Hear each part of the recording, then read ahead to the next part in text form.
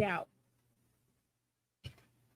Not just doubt in the general sense, because it's easy to believe for somebody else, but I'm talking about self-doubt. And I'm here to let you know, I don't care how real it feels that you're not enough, that you're not worthy, and that you can't do this or that you can't do that. I'm talking about the things that we tell ourselves.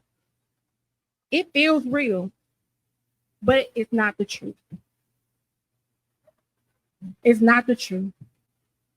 Self-doubt, I believe, is rooted in fear.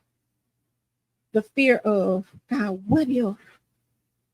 What if, God, I can overcome this situation that I'm in right now? Sometimes we're afraid of success. We're afraid that, God, you can use me. I mean, talking about like this, broken, like this, God, you can use this. When you're in the middle of it, it don't feel like it. And I think that that's one of the tricks that the enemy uses to hinder us from not moving. We get stuck.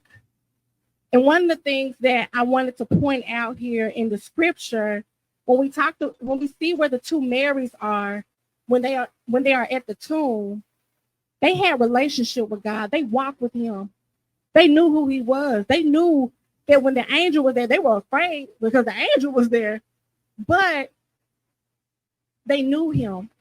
They had a relationship with him, and they still were afraid.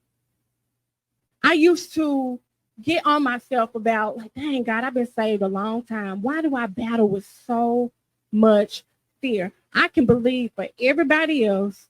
I can tell everybody else what God will do for them. But when it comes to myself, it's hard for me to believe it for my own self. And so what I really want to lay out here is that when we see here in the scripture, it says that both of these Marys, they were afraid when they were at the tomb, they saw Jesus, they were afraid, and they still had joy. So one of the things I want to dispel is that on this walk, when you decide that you're going to pick up your bed and you're going to go, you're going to be afraid.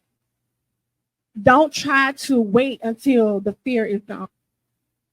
You got to move with it. You got to pick up the fear and you got to repurpose it.